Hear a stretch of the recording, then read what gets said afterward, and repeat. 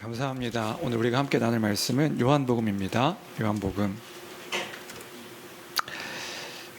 9장 13절로 41절까지 함께 보도록 하겠습니다. 요한복음 9장 13절로 41절까지입니다. 아멘, 아멘. 우리는 계속해서 요한복음을 통해 하나님의 은혜를 함께 나누고 있습니다. 지난주에 이런 이야기가 있었죠. 전반부의 내용이 예수님과 제자들이 함께 길을 걸어가는데 초막절 절기 끝 무렵에 날 때부터 맹인이 된 장애를 가지고 있는 사람을 만나게 되었다. 만나게 되었을 때에 제자들이 예수님께 질문한 것입니다. 저 날 때부터 맹인된 장애를 가진 저 장애가 누구의 죄 때문입니까? 부모의 죄 때문입니까? 아니면 그 사람의 죄 때문입니까? 왜냐하면 그 당시의 사람들의 그 프레임 속에는 죄에 대한 형벌로 장애를 갖게 된 것이다, 이런 인식이 있었기 때문에 누구의 죄 때문에 저 사람이 날 때부터 저렇게 맹인으로 태어난 것입니까? 라고 질문했던 것이 이 제자들의 질문이었습니다. 그런 질문에 예수님께서 이런 말씀을 하셨다는 이야기 우리가 기억할 수 있을 것 같습니다. 부모의 죄 때문도 아니고 그 사람의 죄 때문도 아니다 라고 예수님께서 말씀해 주셨다고요. 그러나 하나님은 지금 이 어둠 가운데 있던 사람을 통해서 하나님의 일, 하나님의 큰 일을 나타내려고 하시니 그 일을 너희는 이제 보라 라고 말씀하신 것이 예수님의 말씀이고, 또 그 맹인을 고치셨다는 이야기가 전반부 1절부터 12절까지의 내용이었습니다. 이 내용의 핵심적인 의미는 무엇이었습니까? 이 핵심적인 의미는 예수님 믿으면 그런 장애든 병이든 나올 수 있다, 고침받는다, 기적이 일어난다, 이걸 지금 이야기하고 있는 것이 아니었고요. 믿기만 하면 기적이 일어난다, 이런 것이 성경의 핵심이 아니었다는 것 우리가 지난주에 함께 나눴습니다. 왜냐하면 예수님 당시에도 모든 사람이 질병에 고침받았던 것도 아니었고요. 또 눈을 떴다고 한들 그것이 이 눈뜬 맹인에게 있어서 영원히 행복함을 주고 영원한 어떤 즐거움을 주는, 기쁨을 주는 그런 일이 아니었기 때문에 그런 것이란 말입니다. 그러면 이 성경의 핵심은 무엇입니까? 예수님께서 이를 통해서 보이시고자 한 것은 무엇입니까? 평생 어둠을 경험했던 그 사람을 통하여서 빛을 보게 되었다, 빛이 드러나게 되었다는 것을 알려주시는 것, 생명의 빛을 보게 되었다는 것, 예수님을 만나게 됐다는 것이 그에게는 진짜 기적이라는 것을 이제 이 본문을 통하여서 이야기해주고 있었던 것이란 말입니다. 맹인이고 장애가 있다고 죄인이라고 평생 손가락질 받았던 그런 사람이었습니다. 저 사람은 죄인이지, 죄를 지어서 저렇게 벌받은 거지, 손가락질 받았던 그 인생이 그 인생으로 끝나는 것이 아니라 그가 누구인가? 그가 선택받은 하나님의 백성이요 빛의 자녀가 되었음을 선포하셨다는 것, 그것이 지난주 나눴던 본문의 핵심이었습니다. 이 맹인을 통하여서 하나님의 큰 일이 무엇인가를 보여주신 것입니다. 하나님께서 지금 무엇을 이루어 가시는 건가? 하나님 나라를 선포하시며 구원의 일들, 그 생명의 빛이 무엇인지를 명백하게 보여주셨던 그 일이 이 맹인을 고치는 사건을 통하여서, 이 맹인을 통하여서 보여주신 하나님의 일이라는 것. 그래서 이 이야기를 통해서 우리가 분명히 기억해야 될 것이 있습니다. 우리 역시, 우리 또한 하나님의 큰 일 속에서 빛 대신 예수님의 구원을 본 자들이라는 사실을 기억하는 이 아침이 되기를 바랍니다. 우리는 어떤 자인가? 그 빛을 우리도 보게 된 자들이다. 우린 명백하게 십자가를 이루신 하나님의 구원의 일들이 무엇인가, 하나님 나라의 영광의 일들이 무엇인가 알고 믿고 보며 소망하는 자들이 바로 교회된 우리의 믿음의 모습인 것이란 말이지요. 그래서 그 믿음 때문에, 그 믿음으로 인하여 내가 이제 무슨 일을 만나든지 하나님께서 나를 하나님의 거룩한 백성, 영원한 사랑의 나라의 그 자녀로, 또 백성으로 부르신 귀한 존재다 사실을 기억하며 살아가는 것이 우리의 삶이라는 것, 우리의 믿음의 고백이라는 것, 날마다 이 고백이 끊이지 않는 교회가 되어야 될 줄로 믿습니다. 더 나아가 우리가 자녀인 거예요. 하나님의 사랑받는 자녀인 거라고요. 어떤 일들 속에서도 이 정체성을 잊지 않는 우리가 되어야 된다는 말이지요. 그래서 지난주에 이지선 자매 이야기 오랜만에 또다시 한번 이야기했던 것이지요. 큰 사고를 만나서, 정말 감당할 수 없이 큰 사고를 만나 모든 것이 다 끝났다고 하는 그때에 그가 가졌던 믿음의 내용이 무엇입니까? 기도할 때 하나님께서 또다시 알게 해주신 것이 무엇입니까? 여전히, 그럼에도 불구하고 여전히 내 사랑하는 자녀다, 너를 통하여서 그 빛을 이뤄갈 것이니 그것을 바라보라 하셨던 그 믿음의 내용들을 붙잡고 살아가는 그 믿음의 고백이 그 자매의 고백뿐입니까? 아니요, 이것이 우리의 고백이란 말이지요. 여전히 사랑받는 하나님의 아들이고 여전히 사랑받는 하나님의 딸이라는 사실을 기억하여 그 믿음의 정체성을 가지고 영혼을 소망하며 살아갈 수 있는 그 빛을 기억하며 살아가는 교회가 되기를 주님의 이름으로 간절히 축원합니다. 그러면서 이제 이어지는 이야기가 13절부터의 이야기인 거거든요. 9장 13절부터의 이야기. 근데 이제 9장의 내용을 이제 이야기에 앞서서 반복적인 이야기이긴 하지만 요한복음을 읽고 있는, 지금 이 요한복음은 예수님에 대한 이야기잖아요. 이 예수님에 대한 이야기를 읽고 있는 이 성도들의 상황 하나를 다시금 기억한 후에 9장의 내용을 살펴보면 좋겠다 생각이 듭니다. 요한복음은 사도 요한이 쓴 것이고요. 누구에게 썼는가? 요한복음이 기록될 당시가 AD 80년에서 90년 사이에 교회의 성도들에게 쓴 복음서다. 예수님이 하신 일이 무엇인가 기록한 복음서가 요한복음이다. 이런 이야기 했었지요. 예전에 이야기했지만 여러분, 반복이 중요합니다. 반복해서 다시금 기억하는 것. 특별히 에베소, 소아시아 지역의 에베소 교회 성도들에게 사도 요한, 마지막으로 남아 있었을 것이라고 판단되는 그 요한이 쓴 복음서가, 예수님이 하신 일들을 기억하게 한 복음서가 요한복음입니다. 그럼 그 교회 성도들은 어떤 성도들입니까? 2세대, 3세대, 예수님을 보지 못했고 심지어 에베소의 복음을 전하여서 교회를 세웠던 바울도 경험하지 못했던 그 성도들, 2세대, 3세대의 그 성도들이 이 에베소에 있는 교회 성도들이었다. 그러면 이 요한복음을 읽고 있는 그 사람들, 성도들의 상황은 어떠했는가? 전방위적인 어려움을 겪고 있었다고요. 교회 안에서도 교회 밖에서도 어려움을 겪고 있었던 상황이었습니다. 그 어려움에 대한 이야기를 다 할 수는 없지만 한 가지만 우리가 오늘 본문과 연결되는 한 가지만 기억한다면 그런 내용이 있었어요. 유대인과 기독교인의 큰 갈등이 있었던 시기였습니다. 다른 때보다도 더 큰 갈등이 있었던 시기였다고요. 왜요? 왜냐하면 그 당시 역사적인 상황이 하나 있었거든요. AD 70년경에 이스라엘이란 그 민족 가운데 큰 일이 있었습니다.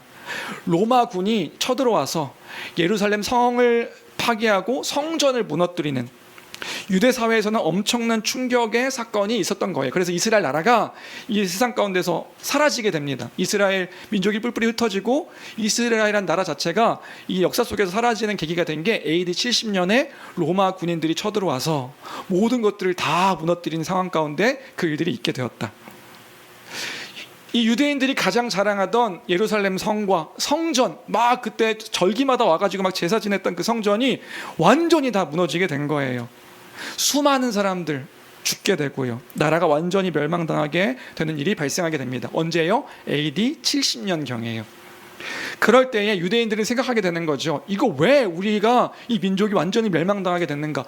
왜 하나님의 성전이 또다시 이렇게 파괴되게 됐는가? 질문하게 될 때에 우리가 하나님 앞에서 온전히 율법을 지키지 않았기 때문에, 하나님께 온전히 살지 못했기 때문에 우리에게 이런 일이 발생하게 된 거다. 그러니까 이들은 결단하게 되는 거죠. 우리가 다 하나님 앞에 더 결집해서 살아가야 된다. 더 철저히 율법을 준수하고 우리 유대교회의 정체성들을 더 강화해야 된다. 여기에 이제 목숨을 거는 일들이 생기게 됩니다. 그래서 AD 80년경 이 요한복음을 읽고 있는 이 성도들의 상황 가운데 어떤 일이 발생하냐면, 유대인들 사회 속에서 예수를 믿는 사람들을 심하게, 정말 심하게 박해하는 일들이 생기게 된 거예요. 그 전까지는 박해했더라도 그 정도까지는 아니었는데, 그 유대인이라는 것들은 인정해 줬는데, 이제 예수를 믿어 단순히 그냥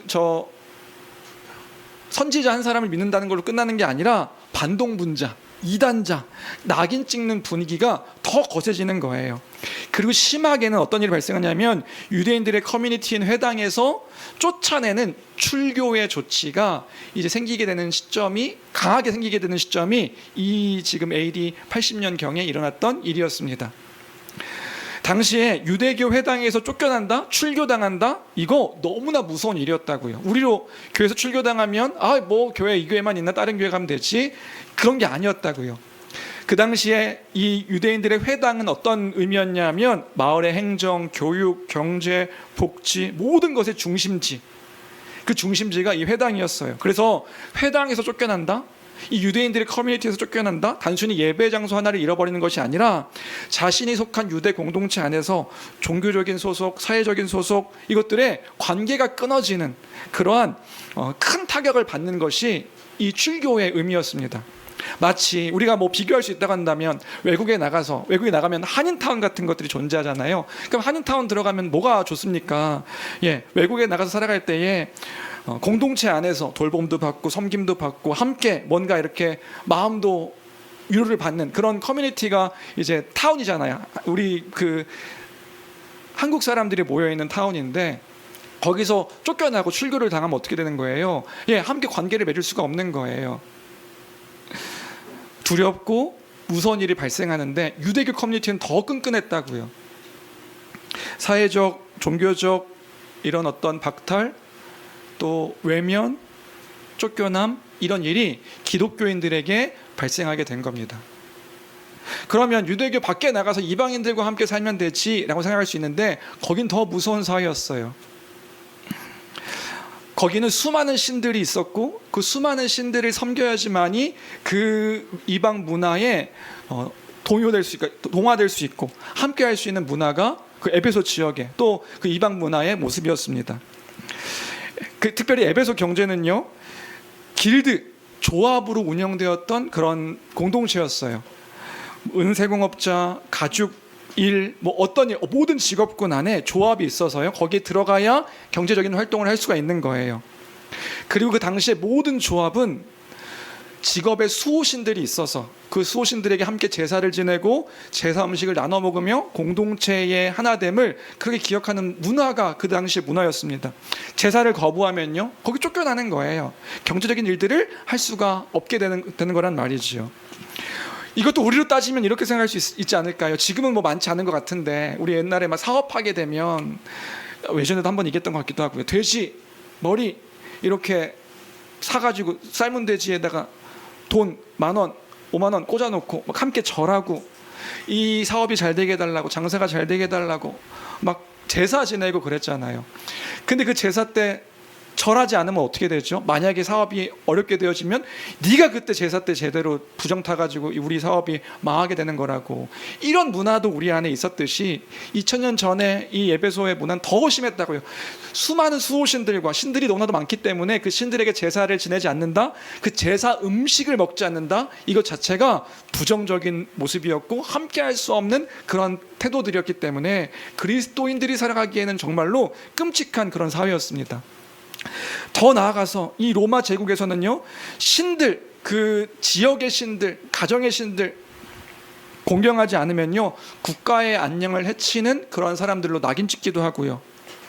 이 당시에 AD 80년 경에는 로마 숭배 사상도 이제 막 황제 숭배 사상 막 일어나게 됩니다. 마치 저 북한에 김일성, 김정은 동상 세워놓고 거기에서 북한 사람들 뭐예요? 막 절하고 막 울고 찬양하고 하는 것처럼 로마 시대 황제의 동상 세워놓고 거기에 제사 지내는 것들 하지 않으면 국가의 안녕을 해치는 사람이라고 막 그렇게 박해받던 시기, 전방위적인 상황들의 성도들이 위축당하던 시기가 지금 이 시기의 상황이었다.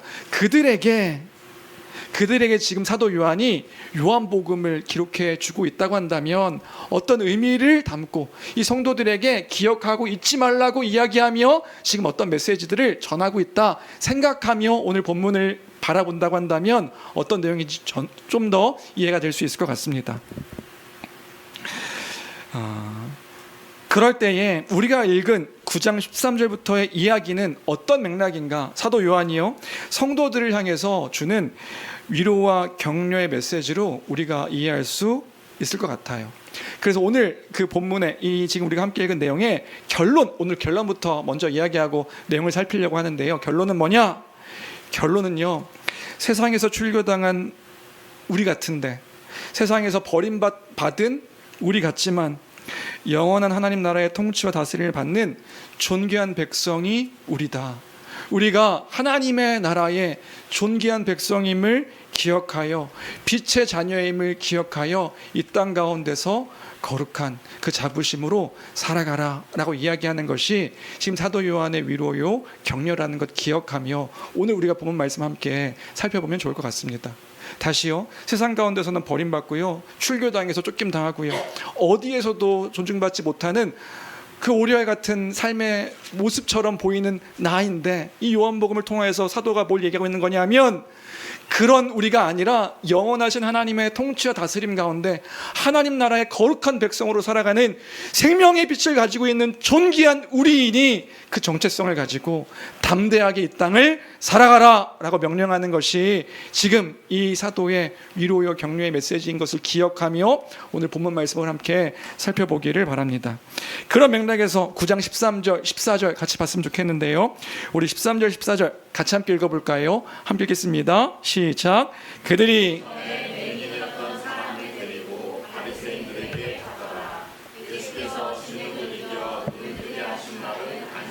이날이 공교롭게도, 맹인이 고침받았던 날이 공교롭게도 안식일이었다 이야기해주고 있고요, 사람들이 이 눈뜬 사람을 누구에게 데려갔냐면 바리새인에게 데려갔다 이 얘기를 해주는 게 13절 14절입니다. 사람들이 눈을 뜬 그 맹인을요 바리새인들에게 데려갔대요. 왜 바리새인들에게 데려갈까? 바리새인은 누구이길래? 저는 어렸을 때 이 바리새인이 누구인가 많이 헷갈렸습니다. 어떤 사람들이지? 바리새인이 이름인가? 나쁜 사람인가? 좋은 사람인가? 나쁜 사람과 성경에서 나쁜 사람 같은데 이 사람은 어떤 사람들인가? 그렇게 질문했던 적이 있는데, 오늘 이 바리새인 간단하게 정리하고 넘어가 보려고 하는데요, 바리새인은 누구냐? 예수님 당시에 유대교라는 내부 그 종교 내부에는 구약 성경과 율법 그리고 로마와 어떤 관계를 가지고 있느냐에 따라서 크게 유대교 안에 4개 또는 3개의 파벌이 존재했다고 합니다. 그러니까 유대교 안에는 크게 4부류의 집단들이 있었던 거예요. 그래서 그거에 대한 사진 보이시나요? 예. 대표적으로 그 외적인 모습을 보여주는 네파 그 유대교 안의 파의 사람들인데, 왼쪽부터 바리새파, 사두개파, 에세네파, 열심당들의 모습을 보여주고 있는 사진입니다. 세 번째 에센파는 누구냐면요, 로마의 지배를 받고 있는 것들 자체가 치욕스러운 거예요. 우리는 이 로마의 지배를 받고 있는 세상과 단절되어서 우리 따로 살자, 경건하게 살자. 그래서 사막이나 동굴에 숨어 살았던 사람들, 그 유대인들이 우리는 이 사람들과 함께 할 수 없다, 우리가 더 금욕적인 삶을, 말씀을 기억하며 살아가자. 그래서 떨어져 살았던 사람들이 에센파 사람들입니다. 맨 마지막 4번째는 약간 어둡죠. 열심당인데 혁명파라고 하더라고요. 혁명파는 뭐냐면 그 로마 제국이 지배하는 것 자체를 못마땅해 하는 거예요. 그래서 혁명적으로 로마의 어떤 그 군인이나 또는 로마의 친로마 정책을 펼치고 있는 사람들을 죽이기도 하고, 뭔가 무력적으로 이 나라를 회복시키자라고 운동했던 사람들이 그 파가 혁명파였습니다. 열심당이라고도 얘기하죠. 예수님의 제자 중에 시몬이 열심당원이었습니다. 그러니까 이 사람들은 항상 칼을 몸속에 품고 다니는 사람들이었다고 해요. 언제 그 사람을 죽여야 될지 모르니까. 대표적으로 유대교 안에서는 2파가 중요한데, 바리새파와 사두개파.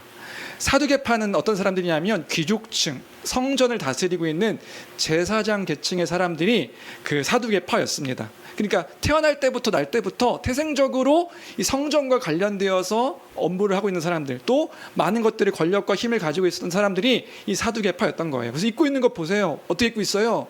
잘 입고 있죠. 뭔가 이렇게 막 화려하게 입고 있죠. 이 사람들이 이 사두개파였습니다. 그래서 성전 관련된 그 업무를 담당했던 사람들. 그러면 바리새파는 어떤 사람들인가? 바리새파는요, 구약의 율법을 연구하고 그것을 회당에서 사람들에게 가르쳤던 선생님들이 이 바리새파였습니다. 혹시 이해되세요? 이 사람들은 신분적으로 막 높은 귀족층이나 이런 사람들은 아니었고, 그냥 일반 평민들 중에서 율법을 열심히 연구해서 회당, 그 사람들이 모여있는 안식일마다 모여있는 회당에서 말씀을 가르치고 또 말씀을 가르친 것들 따라 살아가려고 노력하는 그런 경건하게 살려고 노력했던 사람들이 이 바리새파였고 그래서 바리새파 사람들을 바리새인이라고 부른 것이지요.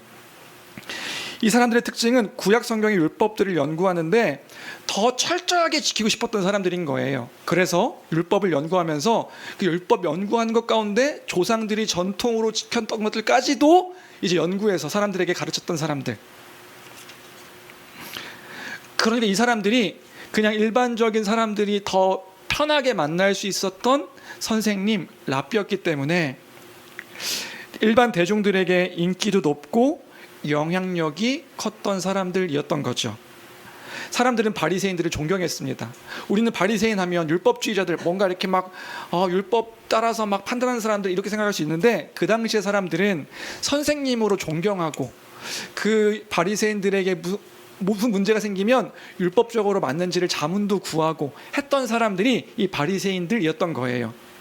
그러니까 이 바리새인들에게 안식일에 눈뜬 이 사람을 데리고 가서 판단받으려고 했던 거죠. 그럼 뭘 판단받으려고 했는데 14절 다시 함께 볼까요? 14절에 보니까 예수께서 진흙을 이겨 눈을 뜨게 하신 날은 안식일이다 이렇게 이야기하고 있네요. 바리새인들에 대해서 좀 더 설명하면 아까도 말했지만 바리새인들은 율법도 연구하고 율법을 어떻게 지키면 좋은지 이렇게 막 그 세세하게 규칙을 만들었던 조상들의 전통도 중요하게 여겼던 사람들이 이 바리새인들이었던 거예요. 그래서 본래 출애굽기를 보면 그 10계명에 이런 명령만 있습니다. 안식일에 아무 일도 하지 말라. 네. 안식일에 뭐 가축이든 사람이든 누구든 아무 일도 하지 말라. 이것만 있어요. 뭐 헌법 같은 거죠. 근데 그럼 아무 일도 하지 말라고 했는데 그 아무 일이라는 게 뭔데요? 이 뭔데요를 이 조상들이 하나씩 일이라는 것들을 구분해 놓은 거예요. 그 구분하는 게 몇 개였냐면 39가지였습니다. 39가지에 더 구체적으로 뭐 수백 가지의 규례들이 더 있었다고 해요. 그러니까 이 바리새인들은 그것을 가지고 사람들의 노동을 판단하기 시작한 거죠. 그럼 어떤 일을 하면 안 되는데 그 39가지에 포함된 것 중에 하나가 뭐였냐면 반죽하지 말 것, 이게 있었다고 해요. 근데 예수님이 맹인을 어떻게 눈 떴죠? 진흙을 이겨서 반죽해서 눈에다 갖다 붙인 거예요. 그러니까 지금 이 예수님이 이 눈뜨게 했는데 이 눈뜨게 한 것 우리가 어떻게 판단하면 좋습니까? 노동법 위반 이렇게 되는 거죠. 안식일에 진흙을 붙여서, 그리고 또 이 안식일에는 생명이 위급한 환자가 아니고서는 그 고친 병자를 고치는 일을 하지 말라라고 되어 있는데 예수님께서 안식일에 맹인을 눈뜨게 했으니 이것도 노동법 위반, 바리새인에게 끌고 가서 이것들을 판단받으려고 한 것이 14절까지의 이야기입니다. 굳이 예수님께서 진흙을 이겨서 눈에 붙였다는 이야기를 왜 하고 있냐면 이게 바리새인들에게는 노동법 위반이었기 때문에 그런 거예요. 15절부터 16절까지도 함께 볼까요? 함께 읽겠습니다. 함께 읽습니다. 시작. 그러므로 바리새인들도 그가 어떻게 보게 되었는지를 물으니 이르되 예수님이죠. 예수님이 진흙을 내 눈에 바르매 내가 16절 바리새인 중에 어떤 사람은 말하되 이 사람이 안식일을 지키지 아니하니 하나님께로부터 온 자가 아니라 하며 어떤 사람은 말하되 죄인으로서 어떻게 이러한 표적을 행하겠느냐 하여 그들 중에 분쟁이 있었더니. 그래서 이 사람들 사이에 분쟁이 있게 된 겁니다. 바리새인 중에 어떤 사람은 안식일에 병자를 고칠 뿐만 아니라 아니 진흙으로 반죽해가지고 눈에다 붙여서 병자를 고쳤다고? 이거 지금 안식일 위반이야. 그러니까 하나님께로부터 온 사람이 아니라 저자는 죄인이지. 이렇게 판단하는 사람도 있었고, 또 다른 어떤 무리는 아니 어떻게 맹인을 고칠 수가 있단 말인가, 하나님으로부터 온 자가 아니면 죄인이라고 한다면 어떻게 눈먼 자를 눈뜨게 할 수 있단 말인가 하며 반대했다는, 이렇게 막 논쟁이 있었다는 이야기가 16절까지의 이야기입니다. 그러니까 바리새인들이 이 판단의 책임을 이 눈이 회복된 맹인에게 떠넘겼던 것 같아요. 너는 그러면 그 사람을 어떻게 생각하는가? 17절인 거죠. 이에 맹인 되었던 자에게 다시 묻되 그 사람이 내 눈을 뜨게 하였으니 너는 그를 어떤 사람이라 하느냐? 아마도 이 바리새인은 그 사람 나쁜 사람이죠.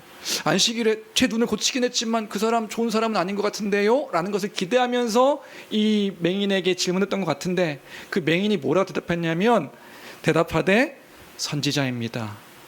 그는 선지자입니다. 이렇게 대답했다고 얘기하는 거예요.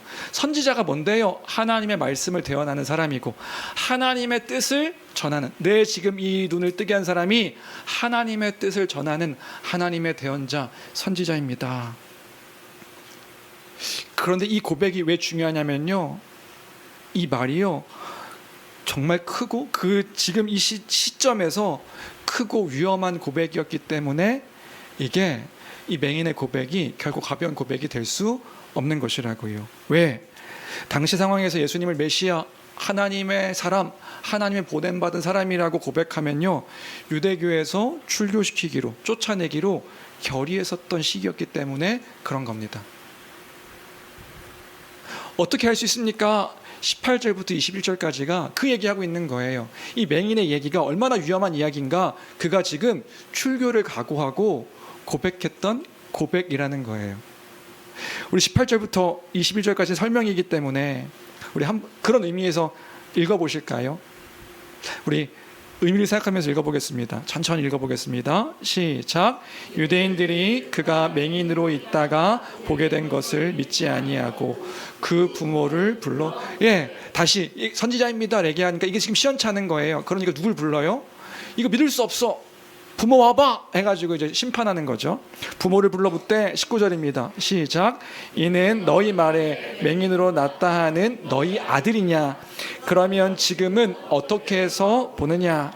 그 부모가 대답하여 이르되 이 사람이 우리 아들인 것과 맹인으로 난 것을 아나이다. 그러나 지금 어떻게 해서 보는지 또는 누가 그 눈을 뜨게 하였는지 우리는 알지 못하나이다. 그에게 물어보소서. 그가 장성하였으니 자기 일을 말하니이다.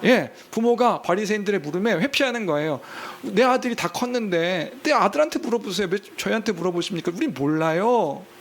알고 있었을 텐데 모른다고 이야기한 거죠. 그럼 왜 질문에 대한 답을 피했는가? 이유가 22절에 나옵니다.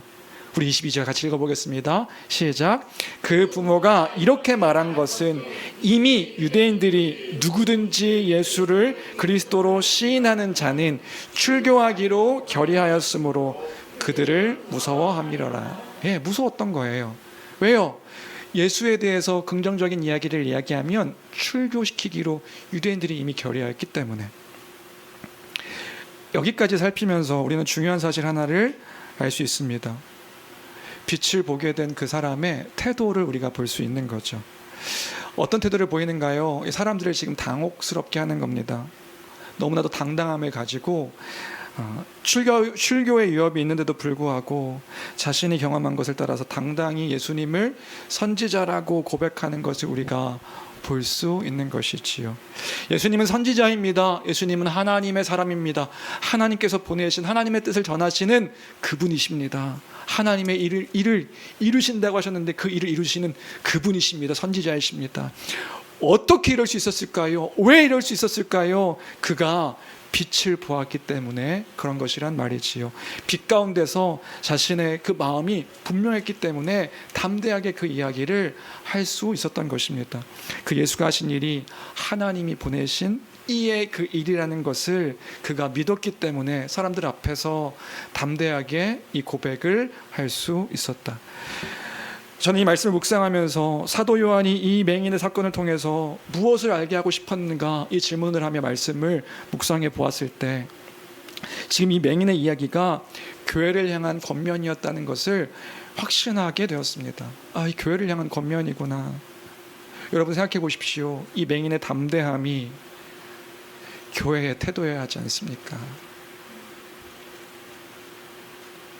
주눅 들고 위축되고 세상의 여러 가지 일들 속에서 전전긍긍하는 그런 모습이 아니라 그 주님이 하나님의 일들을 이루시는, 그 하나님의 뜻을 이루시는 그 복된 하나님의 말씀의 대언자라는 그 사실을 담대하게 전하는 이들이 교회여야 하지 않는가. 이것이 우리의 모습이어야 하지 않는가. 왜요?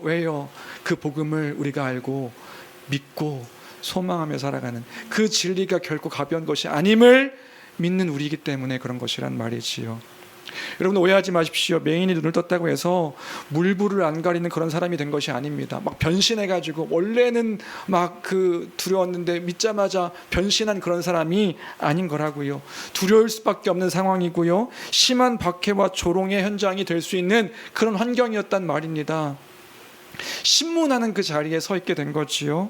부모는 출교당할까봐 걱정되어서 그 질문을 피했다고요. 그게 정상적인 태도의 모습일 수 있는 거라고요. 그런데 당당할 수 있었던 것은 무엇입니까? 보이는 게 없던 사람이 이제 보게 되어서 이제 뭐 뵈는 게 없다 이런 게 아닌 거라고요. 원래부터 뵈는 게 없었다 이런 거 아닌 거라고요. 그 빛에 거하고 자신을 통해 이루신 하나님의 일을, 그 일하심을 바라보게 될 때 주님이 보라고 하셨잖아요. 하나님의 큰 일을, 하나님의 일을 이 지금 맹인을 통하여서 어둠 가운데 있는 이 사람을 통하여서 하나님의 일하실 것을 보게 될 터에 나타내실 것이니 보라 하신 것을 그 맹인은 보게 된 것이란 말이지요. 이게 하나님의 일이시며 하나님께서 이 구원의 일들을 이뤄가시는구나. 그래서 출교에 압박이 있었을 그때에도 그 예수님께서 하신 일들을 담대하게 이야기할 수 있었다. 유대인들의 그 출교의 압박이 50년이 지난 요한복음을 읽는 성도들 가운데서도 동일하게 있었습니다. 가정과 현실과 상황 속에서 전방위적인 어려움들이 그 성도들에게 여전히 존재하고 있었지요. 주눅이 들 수밖에 없고 움츠러들 수밖에 없고. 그런데 이 말씀을 통하여서 사도 요한은 권면하며 또 격려하며 위로하고 있는 것이란 말이지요. 동일한 상황 가운데 맹인이 수많은 사람들과 바리새인들 앞에서 어떻게 그가 하나님의 일이 이루어지고 있다는 것을 당당하게 이야기할 수 있었는가? 그 힘과 용기는 어디에서 나왔는가? 예수님이 누구이신가? 그가 무슨 일을 이루셨는가? 예수님을 통해 이루신 일들이 하나님의 큰 일이라는 것을 믿고 알게 되었을 때에 그가 그렇게 담대하게 사람들에게 그 복음을 이야기할 수 있었지. 그것을 잊지 말라라고 이야기하고 있는 것이 지금 사도의 권면이라는 것을 기억할 때에 이 회복된 사람은 예수님을 통해 하신 일들로 인하여서 감격하며 기뻐하는 중에 있었습니다. 출교를 당하여도 감당할 수 없는 그 하나님의 빛이 그를 비추었기 때문에 그 은혜로 말미암아 그가 힘을 내어서 담대하게 전할 수 있었음을 우리가 잊지 않고 기억할 때에 주 안의 사랑하는 성도 여러분, 우리가 동일하게 그 은혜 가운데 거하는 자들임을 잊지 아니하는 교회가 되길 주님의 이름으로 간절히 축원합니다. 은혜 안에 있는 나임을 잊지 아니하는 그 믿음 다시금 갖고 그 믿음으로 살아가는 교회가 되기를 주님의 이름으로 간절히 축원합니다. 하나님의 섭리 가운데 하나님의 계획을 이뤄가고 계신다는 그 놀라운 일에 대한 믿음이 우리에게 오늘도 동일하게 주어졌고 또 그 가운데 우리가 살아가고 있음을 기억하는 우리가 되어야 될 줄로 믿습니다. 하나님을 향한 믿음으로 오늘도 승리하는 우리가 되기를 바랍니다. 그런 것 같아요. 여러분들 어떠신가요? 한 주간의 삶 가운데서 여러 가지 일들 속에 어떠한 모습으로 어떠한 마음으로 삶을 살아가고 계십니까? 때로는 우리가 담대하게 내가 주 안에 있지 고백하며 살아가는 때도 있고 때로는 위축되며 주눅들며 살아가는 때도 있는 것 같아요. 세상 사람들의 어떤 판단 속에 나를 판단하며 정죄하기도 하고 전전긍긍하며 살아가는 그 때가 있는 것 같아요. 근데 그 때를 우리는 언제 이길 수 있고 언제 담대함을 회복하며 살아갈 수 있습니까? 주 안에 있는 나임을 기억하며 잊지 아니할 때에 그 은혜의 충만한 가운데 빛 가운데 거하는 그 빛의 생명이 내 안에 분명하게 있음을 우리가 놓지 않을 때에 우리가 그 조롱과 그 여러 가지 분주함과 일들 속에서 기쁨을 고백하며 살 수 있는 것 아니냐는 말이지요. 그걸 경험한 우리이기에 다시금 주 안에 거하며 담대함을 회복할 수 있고 회복하는 우리가 되어야 된다는 말입니다. 주님이 나를 구원하셨음이 선명할 때 그때마다 우리는 담대해지는 것 같아요. 예수 안에 내가 있음을 기억할 때에 우리는 담대해질 수 있단 말입니다. 회심하고 얼마 지나지 않아서 우리 이 지금 맹인과 같은 일들 우리에게 있지 않았나요? 저도 회심하고 얼마 되지 않아서 어울리던 그 친구들과의 문화 하나씩 하나씩 다 끊게 되었지요. 하나씩 하나씩 다 끊게 되었을 때 그 친구들이 얼마나 저를 막 조롱하고 놀리고 막 그랬는지 몰라요.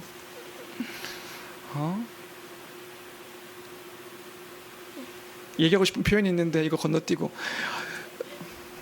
성령 충만되어서 이제 우리랑도 어울리지 않으려고 하고, 맨날 갔던 데도 가지 않으려고 하고, 난 이제 그런 사람 아니다, 나 이제 하나님 살아계심을 알게 되었다. 야, 하나님 살아계셔 고백하니까 성령 충만해서 왔다고. 그런데 그게 막, 와, 성령 충만해서 왔구나, 이런 감격이 아니라 완전 비아냥이었어요. 놀리며 사람들이 막 많은 데서 막 제 성령 받고 와가지고 성령에 취했어, 저 딴 데 안 취하고 막 그랬단 말이죠. 근데 그게 여러분 경험해 보신 분 계실까요? 비아냥으로 들리지 않아요. 막 저를 막 그 주눅들게 하지 않아요. 기쁜 거죠. 왜요? 나는 하나님을 알거든요. 하나님이 정말 살아계셔서 나를 사랑하심을 저들은 몰라서 저렇게 막 비우는데 나는 알거든요. 그게 지금으로 따지면 빛을 보아서 빛 가운데 거하는 생명의 빛이 무엇인지 나는 아는 자 되었거든요. 그러니까 담대하게, 그럼에도 불구하고 하나님 살아계셔, 내가 이런 것들을 하지 않아도 내가 즐거울 수 있어, 주 안에 있으면 내가 더 기쁜 것이지, 얘기할 수 있었던 것, 담대하게 얘기할 수 있었던 것, 그 은혜가 충만할 때요.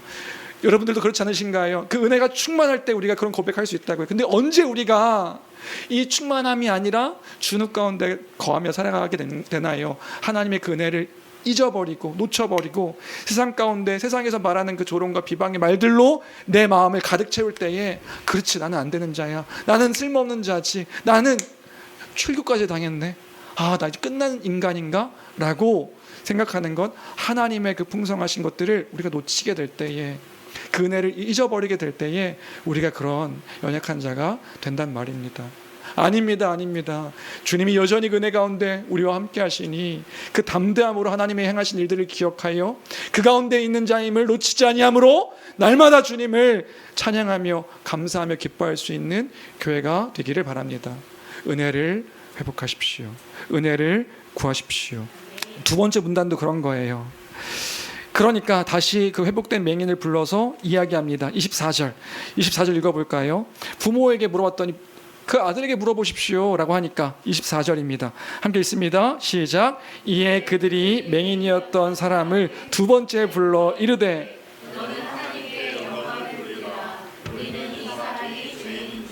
쉽게 얘기하면 이런 거예요. 하나님 앞에서 진실을 말해, 사실대로 고백해, 너 하나님께 영광 돌리고, 그리고 우리가 보기에는 그 예수는 죄인이니까 너도 그가 죄인이라고 얘기해, 이런 이야기를 한 겁니다. 그러니까 25절에 이렇게 대답하죠. 이 대답이 너무 멋집니다.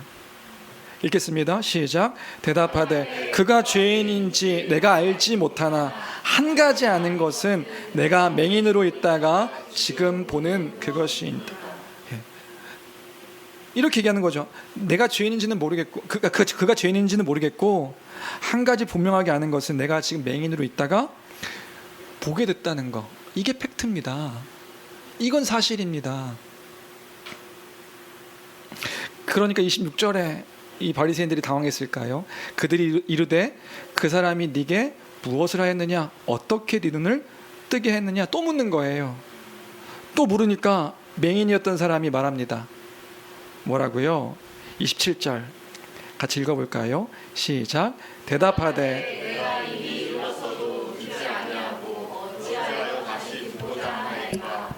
당신들도 그의 제자가 되려 하나이까? 이거 지금 이건 권유라기보다 이 바리새인들의 신문에 대해서 지금 이 맹인이 풍자, 반문하는 겁니다. 왜 또 물어봅니까? 아까 얘기했는데 이미 예수님이 어떻게 진흙으로 이렇게 반죽해서 내 눈에 붙이셨고 실로암 가서 씻으라 해가지고 씻어가지고 내 눈 뜬게 된 거 이미 이야기했는데 왜 자꾸 질문합니까? 질문하면서 예수님에 대해서 자꾸 질문하는 거, 이거 보니까 혹시 당신들도 예수님 제자가 되고 싶어서 지금 질문하시는 겁니까? 이렇게 묻는 거예요. 어때요? 이렇게 보니까 이 사람 기가 세죠.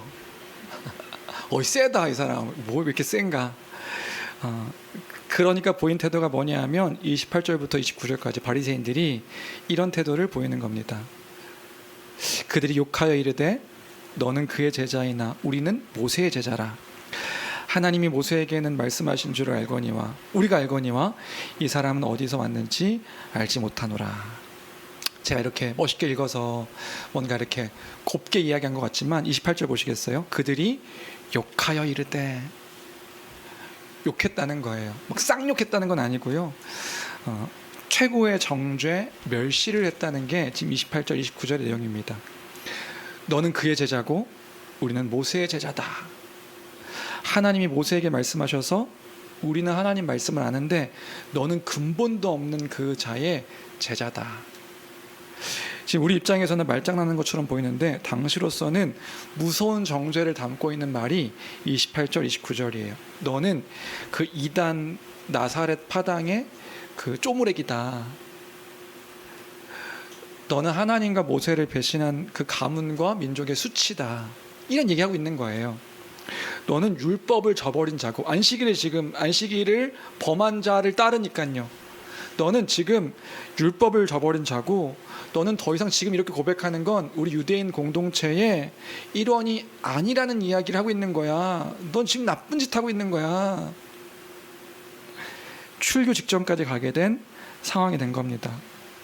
그런데요, 이 회복된 맹인이 끝까지 자신의 말을 했다는 게 30절부터 33절까지의 이야기인 거예요. 뭐라고 이야기하는데요? 지금 막 욕하면서 너 이제 그러다 쫓겨난다. 너 지금 저 이당 우리 출교하기로 결정한 그 예수라는 자 따르면 너 이거 끝나는 거야. 막 이렇게 협박하는데 그 협박 가운데서 30절부터 33절 자신의 믿음의 고백을 하는 겁니다. 같이 읽어보겠습니다. 시작. 그 사람이 대답하여 이르되 이상하다. 이 사람이 내 눈을 뜨게 하였을 때 당신들은 그가 어디서 왔는지 알지 못하는도다. 하나님이 죄인의 말을 듣지 아니하시고 경건하여 그의 뜻대로 행하는 자의 말은 들으시는 줄을 우리가 아나이다. 여기가 중요하죠. 하나님이 죄인의 말은 듣지 않으시는데 경건하여서 하나님의 뜻대로 행하시는 자의 말을 들으시는 분이신 줄 우리가 다 아는데. 그런데 32절 읽겠습니다. 시작. 창세 이후로 맹인으로 난 자의 눈을 뜨게 하였다 함을 듣지 못하였으니 이 사람이 하나님께로부터 오지 아니하였으면 아무 일도 할 수 없으리이다. 하나님께서부터 오지 않았다고 한다면 어떻게 이런 일들이 있을 수 있습니까? 이 예수는 하나님께로부터 오신 분이 맞습니다. 죄인은 이런 표적을 이룰 수 없는데 이 표적을 창세로부터 행하시지 않은 이 표적을 이루신 이 예수님이 하나님의 사람이 아니라고 어떻게 이야기할 수 있습니까? 끝까지 그 예수님에 대한 이야기를 하고 있는 것이 이 맹인의 태도라는 걸 보여주고 있고요. 그러면 그의 결과가 어떻게 되는가? 34절입니다. 34절 같이 읽겠습니다. 시작. 그들이 대답하여 이르되 내가 온전히 죄 가운데서 나서 우리를 가르치느냐 하고 이에 쫓아내어 보내니라. 출교시킨 겁니다. 쫓아내어 보냈다는 건 바리새인들이 출교시킨 거예요. 두 번째 문단을 보면서 또 우리가 그런 생각을 하는 거죠. 이 사람 세다. 와, 진짜 세네.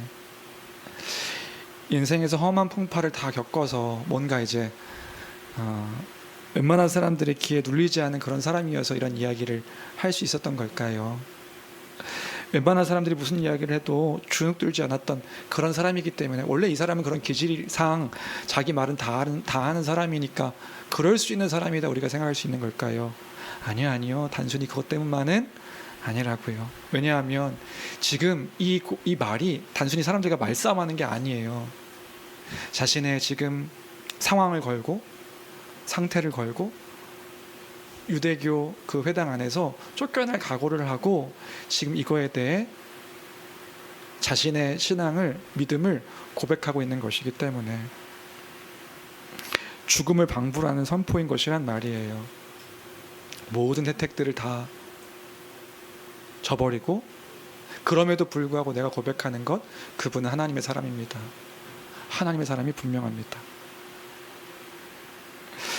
어떻게 끝까지 자신의 생각과 신념을 바리새인들에게 이야기할 수 있을까? 이 사람은 맹인이었고 가르침 받은 적도 없다고요. 근데 바리새인들은요, 선생님이에요. 율법의 선생님, 말씀을 잘 알고 있는 이들에게 어떻게 예수에 대해서 당당하게 이야기할 수 있었을까? 빛을 본 사람이기 때문에 그런 것이에요. 그 빛을 아는 자 되었기 때문에. 그럼 사도 요한은 무엇을 이야기하고 있는 건가요? 우리가 그 빛을 아는 자이지 않은가? 우리가 이제 그 빛을 본 자이지 않은가? 그 예수 그리스도로 인해 하나님의 일들을 이제 우리가 아는 자이지 않은가? 그 이야기를 동일하게 해주고 있는 것이란 말이지요. 주안의 사랑 성도 여러분, 우리가 담대해질 수 있습니다. 나는 원래 기질상 담대하지 못하는 사람이에요. 아니요. 그 복음 안에서, 그 복음으로 말미암아 그 복음을 소유한 자가 되었기 때문에 어떤 상황 가운데서도 감사와 승리를 선포할 수 있는 담대한 자, 그 빛을 소유한 자가, 생수의 그 강을 얻은 자가 우리이기에 우리가 그 주님의 이름을 담대하게 이야기할 수 있는 줄로 믿습니다. 여러분에게 묻습니다. 여러분의 믿음은 지금 무엇에 근거하고 계십니까? 무엇을 믿고 살아가십니까? 여러분의 마음의 상태는 어떠신가요? 예수로 충만하고 은혜로 충만하여 그 충만함 가운데 그 복음의 분명함을, 선명함을 드러내고 나타내는 교회가 되기를 바랍니다. 여러분, 단순한 구호가 아닙니다. 예수로 충만, 은혜로 충만, 단순한 구호가 아니라고요. 여러분, 계속 십자가의 일들을 묵상하십시오. 묵상하셔서 그 진리를 나의 정서로 끌고 들어가 나의 지금 이 왜곡된 정서들과 싸워서 그 사랑의 풍성한 정서로 머물 수 있도록 항상 말씀을 묵상하고 기도하며 그 의지로 선포하는 일들을 우리가 해야 합니다. 단순히 사단의 유혹 가운데 내 마음을 빼앗겨서 어쩔 수 없는 자라고 나를 그렇게 한심하게 내버려 두지 마시고 승리하신 그리스도로 인하여서 그 부활의 영광을 선포하며 그 빛 되신 주를 고백하는 교회가 되어야 될 줄로 믿습니다. 마지막 문단 35절입니다. 35절에 그렇게 출교당한 그 사람을 예수님께서 찾아오시는 거예요. 모든 것이 끝난 사람이죠. 35절, 예수께서 그들이 그 사람을 쫓아냈다는 말을 들으셨더니 그를 만나서 이르시되 네가 인자를 믿느냐? 인자를 믿느냐? 이 예수님의 질문이 너무 중요합니다. 세상적으로 모든 것들이 끝난 사람인데 그 끝난 사람에게 묻는 게 네가 인자를 믿느냐? 이렇게 질문하는 거예요. 여러분, 지난주에 그런 얘기했죠. 눈 떴다고 그 사람이 막 인생이 막 다이나믹하게 더 나은 삶으로 바뀌었을까? 지금 당장에 출교당해서 눈 뜨고 지금 큰일을 당한 거예요. 유대인 공동체에서 쫓겨나게 돼버린 거란 말이죠. 세상적으로 보면 밀려나고 버림받은 사람이 된 것이란 말입니다. 그런 그에게 예수님께서 찾아오셔서 질문하시는 것, 네가 인자를 믿느냐? 요한복음에서 이 인자라는 표현 중요하죠. 인자는요, 다니엘서 7장 13절 14절 말씀 항상 끌고 들어와 생각해야 됩니다. 다니엘서 7장 14절에 그 사람 같은 이가 뭘 받아요? 그 하나님께 영원한 권세와 영광과 나라와 모든 것을 받아서 온 세상을 심판하고 구원할 분으로 이렇게 고백되고 있는 게 7장 14, 다니엘서 7장 13절 14절의 이야기예요. 그 인자는 누구신데 온 세상을 심판하시고 구원할 메시아를 얘기하는 거예요.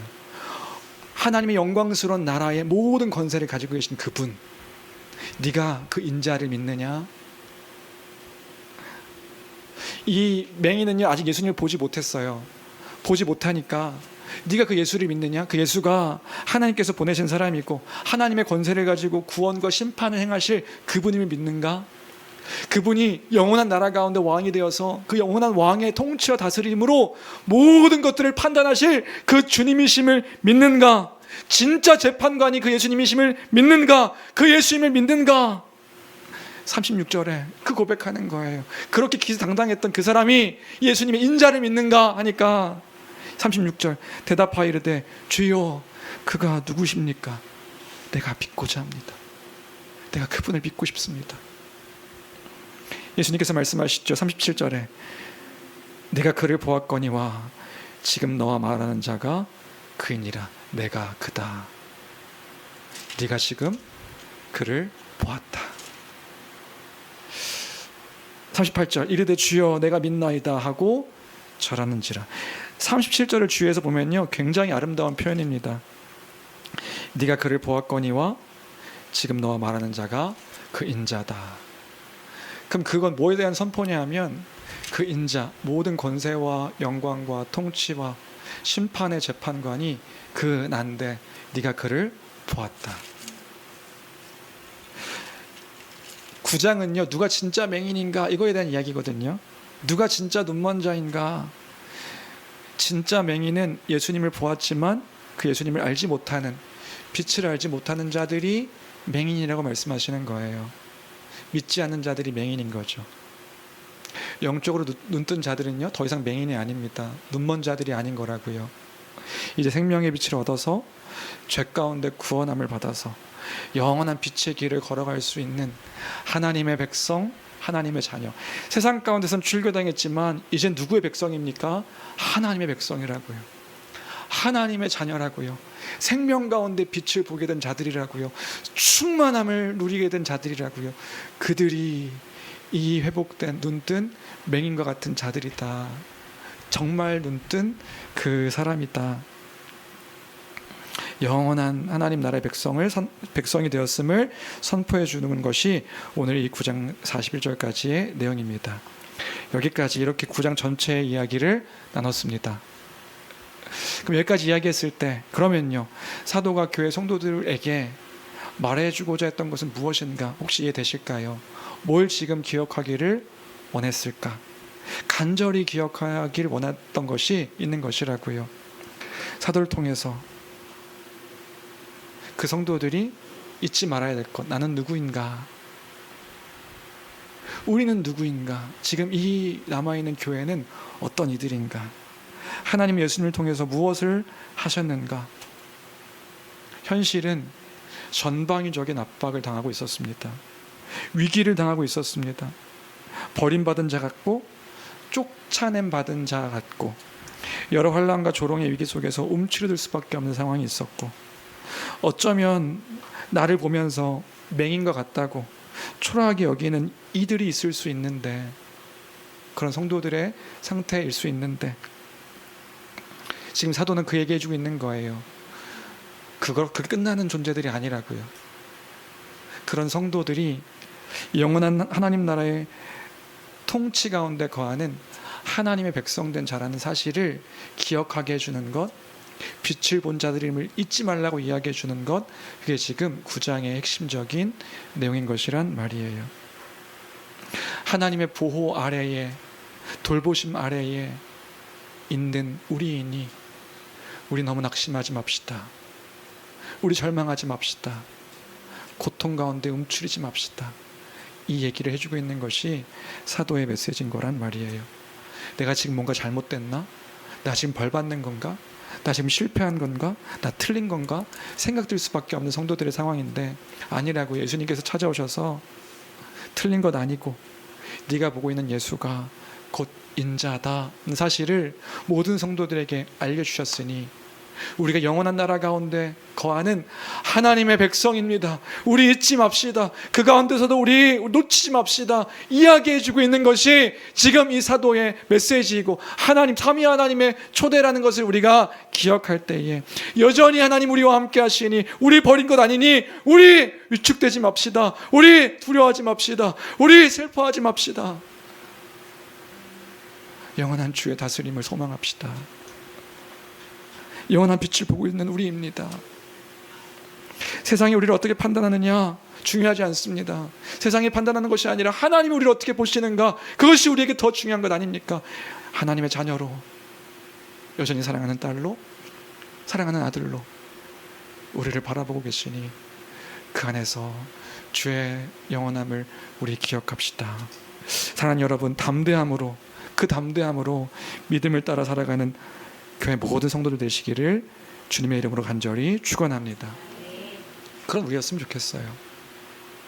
무슨 일을 만나든지 어떤 상황 가운데 있든지 우리가 그 믿음 잊지 아니하는 교회가 되기를 바랍니다. 이 말씀 기억하면서 우리가 함께 믿음으로 찬양 고백했으면 좋겠는데요. 우리가 어제 나눴으면 좋겠다 했던 찬양도 좋은데, 우리 예수로 충만합니다. 영원한 왕이 내 안에 계시니 우리가 그 가운데서 그 은혜가 충만합니다. 믿음으로 고백하는 그런 시간들 되었으면 좋겠습니다.